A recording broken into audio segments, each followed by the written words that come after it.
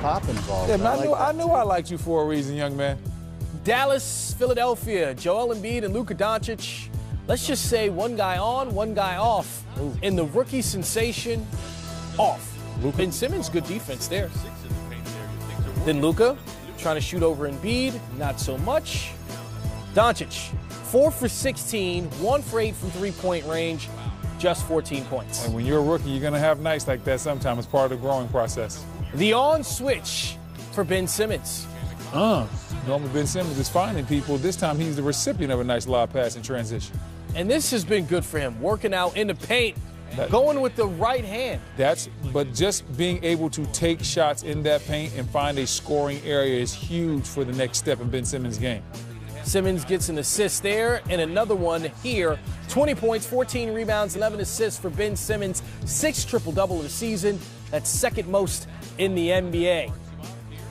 J.J. Redick with 20 points on an efficient night. The Mavs, they get back into it, though. DeAndre Jordan, hello. Then Doncic, one of the shots he makes is a good one in the paint and one. Nice post up in there. Find that paint. Good things normally happen when you do that. 16-5, Dallas run. Fourth quarter. Oh, that's a nice pass right there by Dennis Smith Jr. Powell finishing strong. It's the Sixers that close it out. Embiid, too big. 25 points, 12 rebounds, 5 assists in the victory. Griff's second favorite player. Luka the Don. Luka the Don. Is that a thing now? Is that what we're going to start calling him, Luka the Don? That's what I hear tell. I'm just playing along, but right on the heels of your Godfather reference, it seemed fitting. Well, Jimmy Butler missed a second straight game with an illness out of that lineup. So when we look at Jimmy Butler, what's going on there, this week makes a comment about not being involved enough in the offense and sits out 2 straight games. Where there's smoke, there's fire. Did he sit out or is he injured? Illness. Okay. Well, illness. Injured. Illness. Well, I mean, when you say sit out, it sounds different. Well, he challenged head coach Brett Brown, okay, and officially it's an illness. But what we see in that situation, another place, Jimmy Butler, another problem. Yeah, this is the third stop. And in Chicago, there was a little bit of a rift with him and Hoiberg. And then we got to Minnesota. We all saw how that played out. He didn't get along with Karl-Anthony Towns. You had to dust up with him and Tibbs and that whole fiasco with the front office. Okay, that's your second chance. We'll give you that.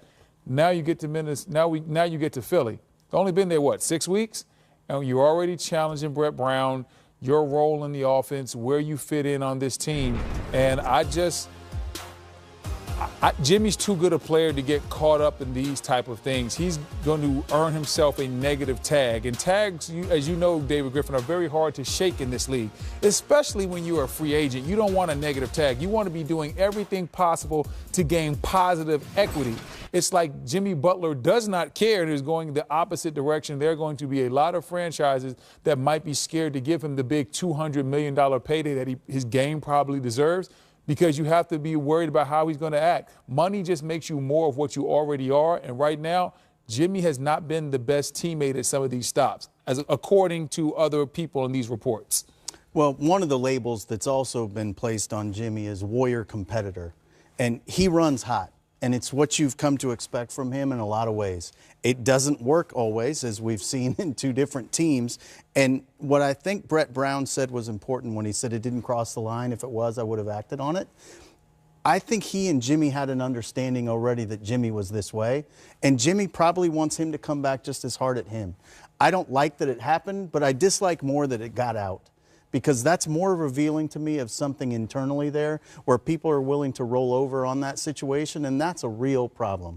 Because when it comes time to win at the highest level and the expectations that team had, I think everybody was straining under the weight of those as well. It's really, really difficult to win at the highest level when you're not all pulling in the same direction. So if Jimmy's not, it's going to be incumbent upon them to act on that one way or the other. What's this team's record again? 25-16, right? 26-14. 25-16, and you're worried about 26-14. 26-14, doing quite well. You worry about your role on the team and how you're being used.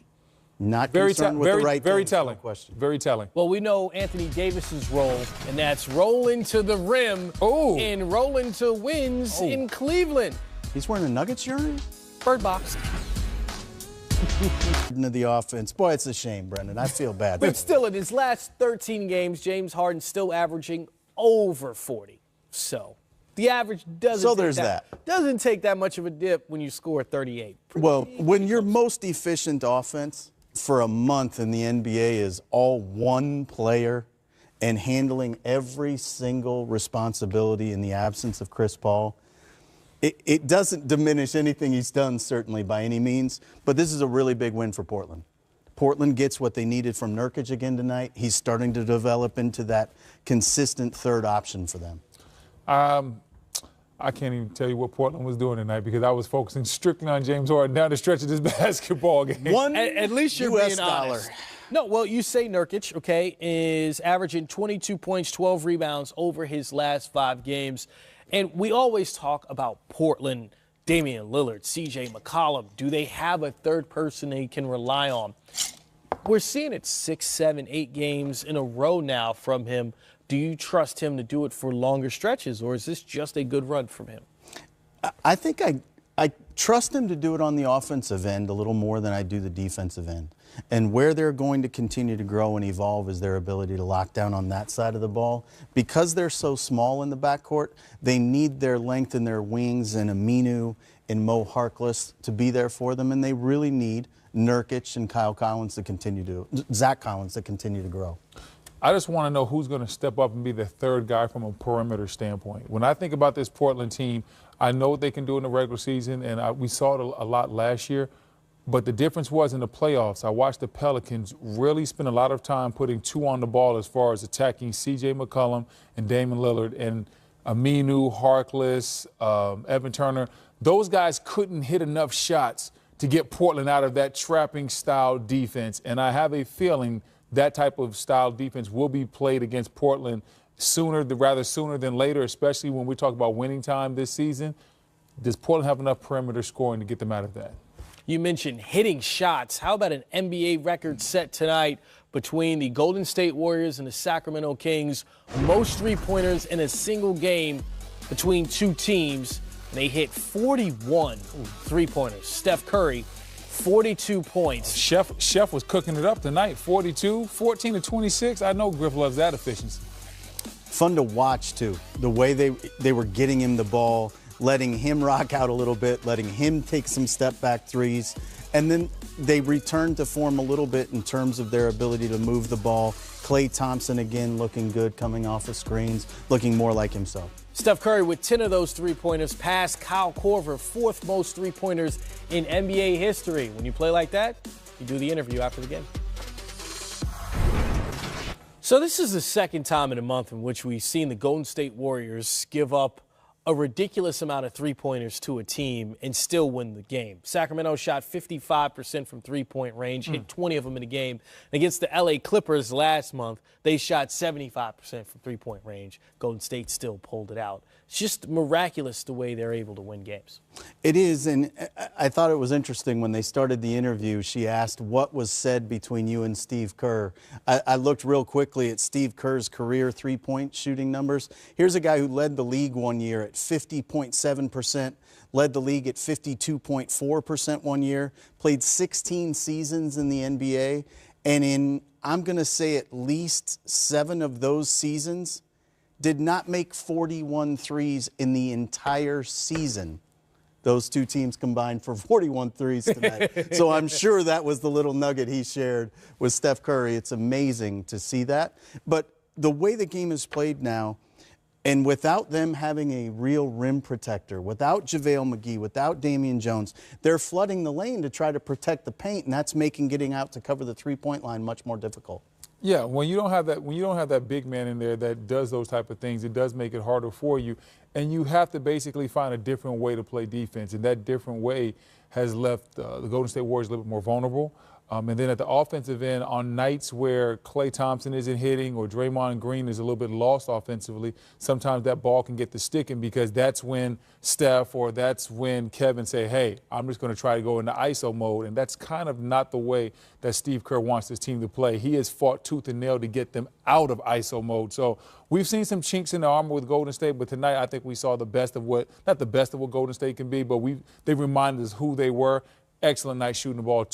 21 of 47 from three. That's absolutely smoking. And think about what you said, the best of what Golden State can be, and Sacramento was right there the entire time. This young team is coming. Oh, it's incredible. The strides that team has made, remarkable. They have good young players in place. They're heading in the right direction.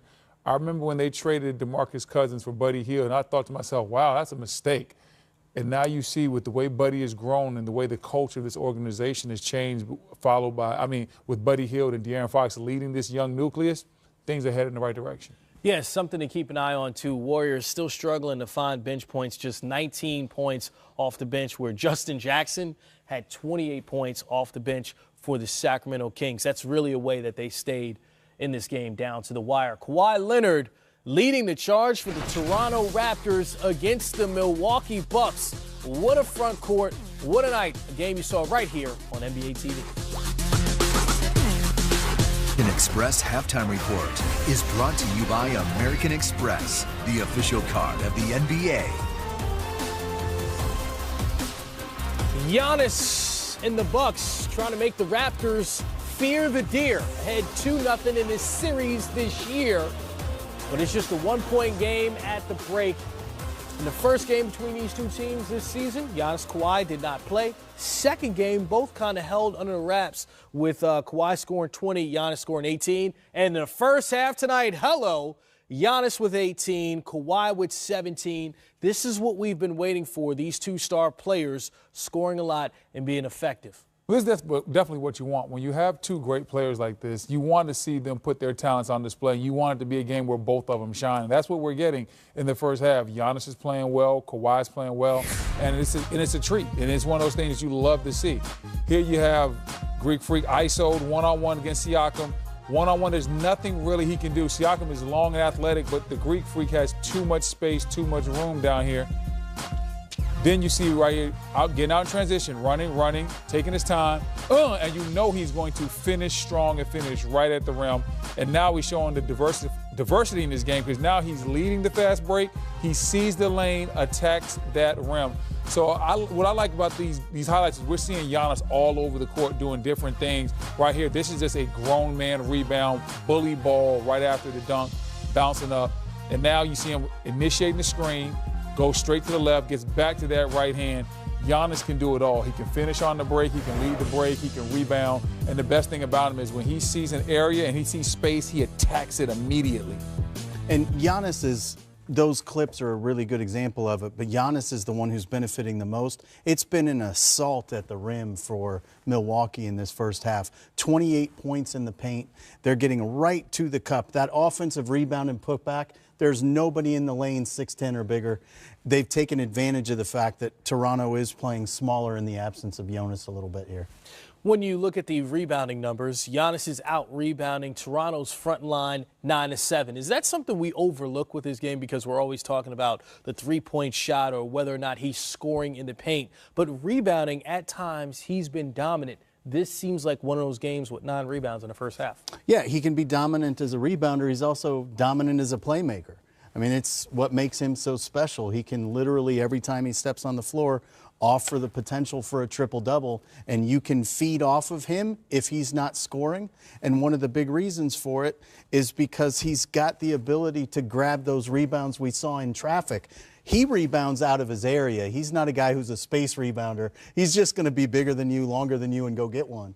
And that is a great part of his aspect of his game is because we talk about a lot of guys that are two-way players. He's a three-way player. He can score the basketball, he can defend, and then he can be a monster on the glass. He averages 13 rebounds a game. There's a lot of centers in this league playing 30 minutes or more that don't get that many rebounds. So it just tells you how diverse his game is, how many different ways he can help you win. And that's what winning is all about when we start talking about positionless basketball. When you have a guy that you can say, hey, he might can get you 40 or 50 on a given night, but if he's not scoring, he can help you defensively. Oh, and if he's not doing it defensively, he might get you 17, 18, 20 rebounds. That's what you're looking for in a star player. So much focus on Kawhi, so much focus on Giannis. Kyle Lowry not in this game, one of your assist leaders in the NBA this year. Fred VanVleet stepping up. Great for the Raptors in the first half, but we saw him down towards the end of the half with an injury. 3 for 3 from outside. If he's not back in the second half or is not fully effective, what do the Raptors do? Well, they'll probably lean on DeLon Wright, and DeLon Wright's a fine young player in this league, but that's a step down from VanVleet, who I think is probably the best backup point guard in this league, and DeLon is not a natural point guard. He has talent, he has size, he has ability with the ball, but I think Toronto offensively takes a step back if they don't have VanVleet, and on top of that, they already don't have Kyle Lowry, so being down to your third-string point guard normally hurts the offense, and it puts a lot of pressure on guys like Kawhi to try to do even more. And it really changes the dynamic here because they don't have Kyle. Their closing lineup very often is both Kyle and VanVleet. Yeah. So it's not just that they're going to rely on DeLon, it's that they can't put their best closing lineup on the floor at all. That's a great point, Griffin. We'll look for that in the closeout of this game to see what lineup they do end up going with. Kawhi Leonard bouncing back after that loss to the Spurs last night. And the Raptors pull it out over the Bucks. Nikola Jokic had himself a game. 39 points, a season high for him. And that's not the best part of his game, Griff. It's the passing.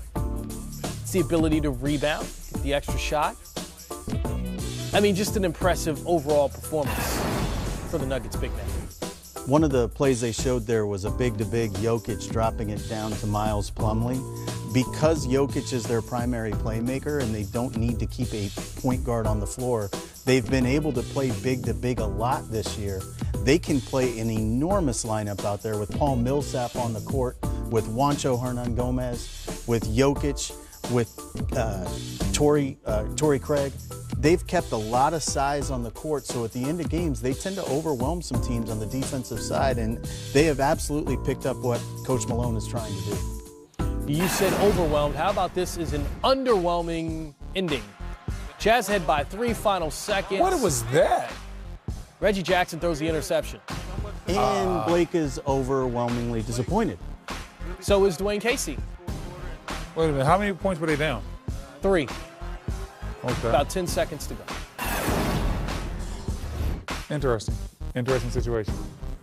Blake Griffin, 34 points, 10 rebounds, 5 assists. Andre Drummond, 15 points, 18 rebounds. And of course, Blake Griffin did not have the ball in his hands, and he's a point forward. That's the guy you want bringing the ball up the court there, right, Griffin? It is, and again, it's another example of how badly they miss Ish Smith. They are absolutely not the same team in any way when Ish is not available to them. That's extreme talent. How do you learn how to balance a grill on your mouth? Hard. Time to double up on the dinosaurs. Sunday, right here on NBA TV, Toronto Raptors, Indiana Pacers. Game starts at 7:30, but make sure you tune in before that, 7 o'clock for the Auto Trader pregame show. And of course, the dinosaurs playing right now against the Milwaukee Bucks. They're just at the half, 1-point game with Milwaukee on top. And we're just going to circle at points in the paint there, Griff.